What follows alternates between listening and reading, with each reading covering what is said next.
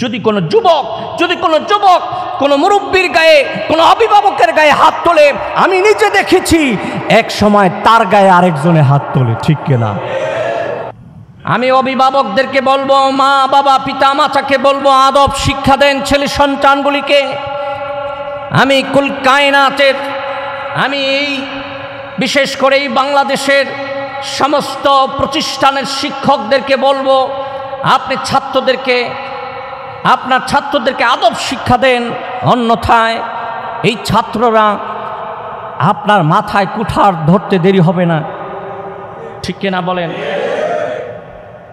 ওস্তাদ আদব শিক্ষা দেয় না, ছাত্রদেরকে বেয়াদবি শিক্ষা দেয়, এই কারণে ছাত্রদের রোষানলে পড়তে হয়। ঠিক মা বাবা সন্তানদেরকে আদব শিক্ষা দেয় না, এই কারণে এক সময় মা বাবার সাথে সন্তানেরা বেয়াদবি করে, ঠিক কিনা বলে? ছোটবেলায় যদি আদব শিক্ষা দেন, সে যদি গ্রামের মুরব্বীদের সাথে আদব দেখায়, ওস্তাদের সাথে আদব দেখায়, যেখানে যাবে সেখানে সে আদব প্রদর্শন করবে, সবাই বলবে যে না এই ছেলেটা বড় হলে কিছু একটা হবে, তার জন্য দোয়া চাইতে হয় না, এমনিই দোয়া চলে আসে, ঠিক কিনা বলেন? বালায়ে সরশ জেহুশ মন্দি, বালায়ে সরশ জেহুশ মন্দি, মিতাফত সিতারায়ে বুলন্দি। যে ছেলেটা কিছু একটা হবে, আল্লাহ পাক ছোটবেলা থেকে সর্বপ্রথম তাকে যেটা দান করে এটা হচ্ছে আদব। বলেন সুবহানাল্লাহ। আজকে আমাদের মধ্যে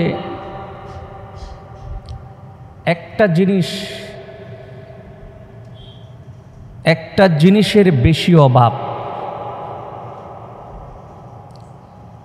এটা আমাদের মধ্যে বলেন, আমাদের ছেলে সন্তানদের মধ্যে বলেন, ছাত্রদের দিকে খেয়াল করলে সেটাও বলতে পারেন যে অভাব তাদের মধ্যেও আছে। এটা হচ্ছে আদব। আদবের খুবই অভাব আমাদের মধ্যে দেখা যাচ্ছে। মনে হচ্ছে দিন যত যাচ্ছে ছেলেগুলি, সন্তানগুলি, ছাত্রগুলি, যুবকগুলি বেয়াদব হয়ে যাচ্ছে, ঠিক কিনা? সম্মানিত হাজিরিন, আদব বড় সম্পদ, আদব বড় সম্পদ। আদবের ব্যাপারে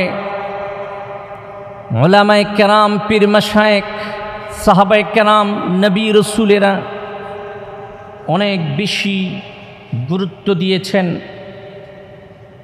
আল্লাহ রসুল বলেছেন, আল্লামানি রব্বি ফাহসানা তালিমি, আদ্দাবানি রব্বি ফাহসানা তাদিবি। আল্লাহ রসুল বলেছেন যে আমাকে আমার রব এলেম শিক্ষা দিয়েছে, উত্তম এলেম। আমাকে আমার রব আদব শিক্ষা দিয়েছে, উত্তম আদব।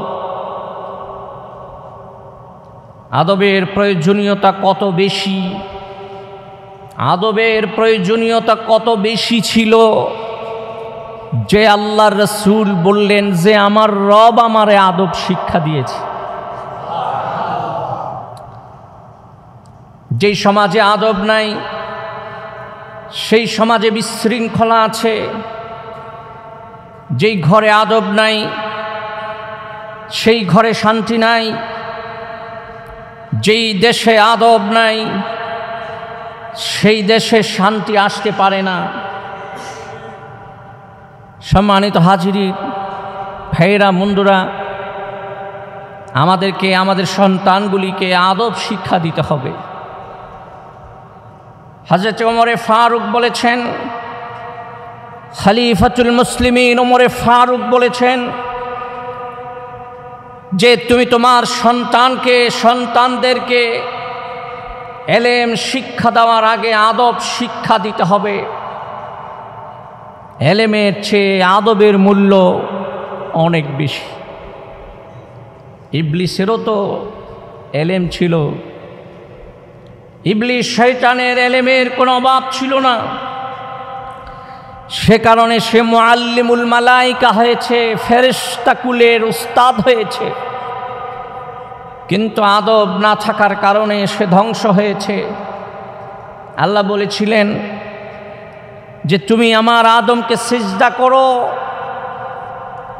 সে বেয়াদবি করেছে, আল্লাহর কথা রাখে নাই, মানে নাই। ফেরেশতারা সিজদা দিয়েছে কিন্তু ইবলিস শয়তান সিজদা দেয় নাই।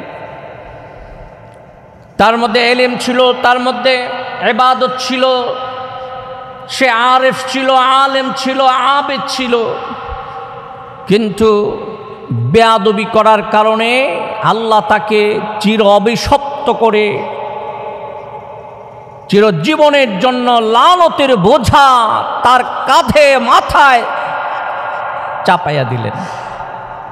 কোনোদিন তার কপালে হেদায়েত জুটবে না, কোনোদিন আল্লাহ তার উপর খুশি হবেন না। তার জন্য জাহান্নাম আল্লাহ হারাম করে রেখেছেন, তার জাহান্নাম তার জন্য লাজিম করে রেখেছেন, জান্নাত হারাম করে রেখেছেন। সম্মানিত হাজিরিন, এলেমের আগে আমাদেরকে আদব শিখতে হবে, আদব শিখাইতে হবে। আপনি আপনার ছেলের দিকে লক্ষ্য করবেন, ছেলেটার চলাফেরার দিকে লক্ষ্য করতে হবে। পিতা মাতা সন্তানের দিকে লক্ষ্য করলে, ওস্তাদ তার ছাত্রদের দিকে লক্ষ্য করলে, অভিভাবক তার অধীনস্থের দিকে লক্ষ্য করলে ছেলে সন্তানগুলি কিভাবে বেয়াদব হতে পারে। সম্মানিত হাজিরিন, প্রকৃত কথা হচ্ছে আমরা আমাদের দায়িত্ব পালন করছি না। মা বাবা হিসাবে যতটুকু দায়িত্ব পালন করা দরকার ছিল এতটুকু দায়িত্ব পালন করতে পারছি না। ওস্তাদ হিসাবে ছাত্রদের উপর যতটুকু দায়িত্ব ছিল এতটুকু দায়িত্ব আমরা পালন করছি না, ঠিক কিনা বলেন? আমি অভিভাবকদেরকে বলবো, মা বাবা পিতা মাতাকে বলবো, আদব শিক্ষা দেন ছেলে সন্তানগুলিকে। আমি কুল কায়নাতের, আমি এই বিশেষ করে এই বাংলাদেশের সমস্ত প্রতিষ্ঠানের শিক্ষকদেরকে বলবো, আপনি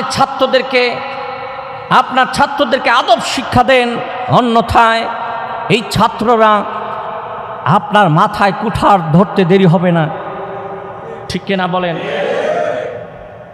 ওস্তাদ আদব শিক্ষা দেয় না, ছাত্রদেরকে বেয়াদবি শিক্ষা দেয়, এই কারণে ছাত্রদের রোষানলে পড়তে হয়। ঠিক মা বাবা সন্তানদেরকে আদব শিক্ষা দেয় না, এই কারণে এক সময় মা বাবার সাথে সন্তানেরা বেয়াদবি করে, ঠিক কিনা বলে? সম্মানিত হাজিরিন, দেখা যায় পিতামাতার সামনে সন্তান যদি ছোটবেলায় এসে বলে যে আমাকে অমুক বাড়ির লোক, অমুক মুরব্বী আমাকে ধমক দিয়েছে, পিতামাতা তাকে ধমক দিয়ে বলে যে তোকে ধমক দিল, তুই কি কিছু করতে পারলে না, এই তো বেয়াদবি শিক্ষা দিয়ে দিল। পিতামাতা যদি বলতো বাবা তোমাকে ধমক দিয়েছে, তোমাকে শাসন করেছে, এটাই তোমার জন্য দোয়া, এটাই পথ চলার জন্য তোমার সহায়ক হবে, এই কথা যদি বলতো, তাহলে এই সন্তান কোনোদিন বেয়াদবি করার সাহস পেত না, ঠিক কিনা? সম্মানিত হাজিরিন, আদবের বড় অভাব, অথচ আদব আল্লাহ তার নবীকে শিক্ষা দিয়েছেন। সুবহানাল্লাহ। আল্লাহ পাক কোরআনে বলেছেন, মা যাগাল বাসারু ওয়া মা তাগা।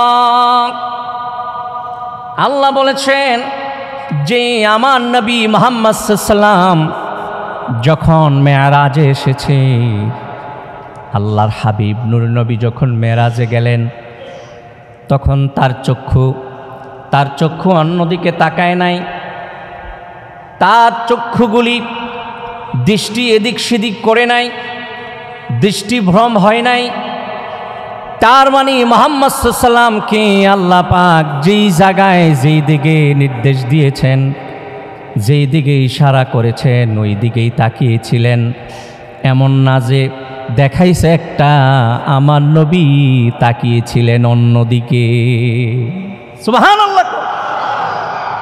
সম্মানিত হাজিরি, এটা একটা আদব।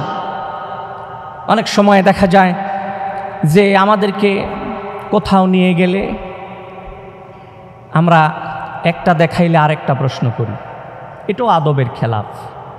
আমার নবীকে আল্লাহ পাক, আমার নূর নবীকে আল্লাহ পাক সমস্ত জগৎ দেখানোর জন্য যখন মেরাজে নিয়ে গেলেন, তখন আল্লাহর হাবিব তার মধ্যে আদব এমনভাবে পরিলক্ষিত হতে যাচ্ছিল যে আল্লাহ পাক কোন দিকে আছে এই দিকেই তার নজর ছিল, আল্লাহ কোন দিকে ইশারা করেছেন সেই দিকে আমার নবীর নজর ছিল।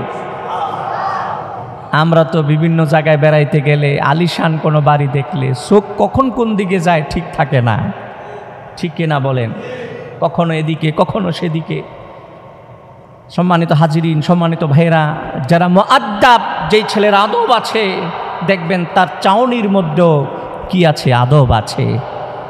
তার চাউনি দেখলে বোঝা যায় যে এই ছেলেটা খুবই আদবওয়ালা। বলেন না সুবহানাল্লাহ। আমাদের সন্তানগুলিকে আদব শিক্ষা দিতে হবে তো। বালায়ে সেরাশ জেহুশ মন্দি মি তাফত সিতারায়ে বুলন্দি।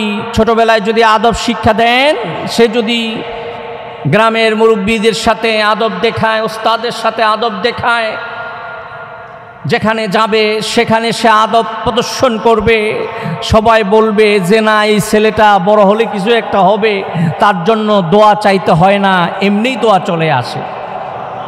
ঠিক কিনা বলেন? বালায়ে সেরাশ জেহুশ মন্দি, বালায়ে সেরাশ জেহুশ মন্দি মি তাফত সিতারায়ে বুলন্দি। যে ছেলেটা কিছু একটা হবে, আল্লাহ পাক ছোটবেলা থেকে সর্বপ্রথম তাকে যেটা দান করে এটা হচ্ছে আদব। বলেন সুবহানাল্লাহ। আদবের কারণে মানুষ দোয়া পায়, আদবের কারণে ওলি হয়। বলেন সুবহানাল্লাহ।